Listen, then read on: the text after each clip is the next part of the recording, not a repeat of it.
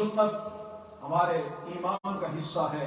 جہاں ہم اپنے ایمان کے حصے کو آگے بڑھائیں گے، اس کے اندر جہاں پہ ہم آگے چلیں گے، وہاں پر جب توحید پہ بات ہوگی تو امام الانبیاء حضرت محمد مصطفیٰ صلی اللہ علیہ وسلم پر اگر ہم درود و سلام نہ پڑھیں تو پھر مجلس خالی خالی رہتی ہے.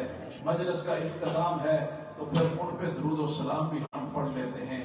اور حضرت شاہ صاحب کے ان اشعار کے ساتھ دنیا سیپ محمد موتی،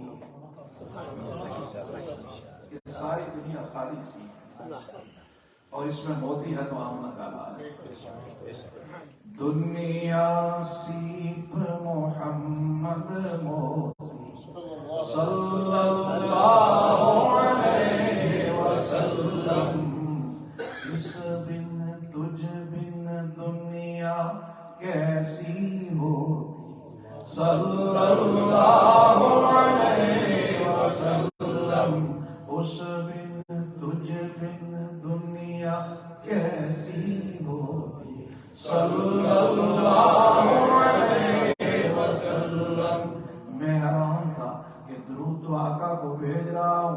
بخاری کو دیکھا، ترمذی کو دیکھا، ابن ماجہ کو دیکھا، صحاح ستہ کو دیکھا، جہاں بھی درود مجھے نظر آیا اللہ کے محبوب نے فرمایا قولوا اللہم صلی علی محمد. میں رب سے پوچھنے لگا ربا میں درود تو اپنے محبوب کو بھیج رہا ہوں، اللہم کہنے کی ضرورت کیا پیش آئی؟ رب العالمین نے فرمایا میرے بندے تو درود میرے محبوب کو بھیج. تجھے کیا پتا میرے محبوب کا مقام اور مرتبہ کیا ہے؟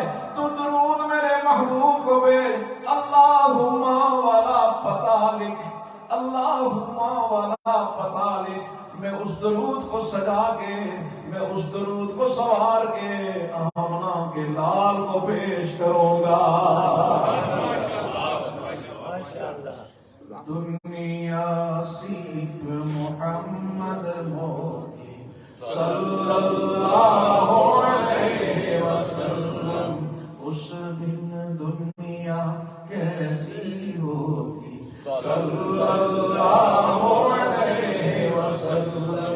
ساجن بن سکھ چین نہ آوے، یاد اس کی دن رین ستاوے. دل تڑپے ہے آنکھیں روتی صلی اللہ علیہ وسلم. اور میرے دوستو شاہ صاحب نے حضرت سید حفیظ شاہ صاحب رحمت اللہ علیہ نے رب بھر دیا اس شعر. گر نہ ہوتا آمنہ جایا، گر نہ ہوتا آمنہ جایا، خلقت کا غم کھانے والا.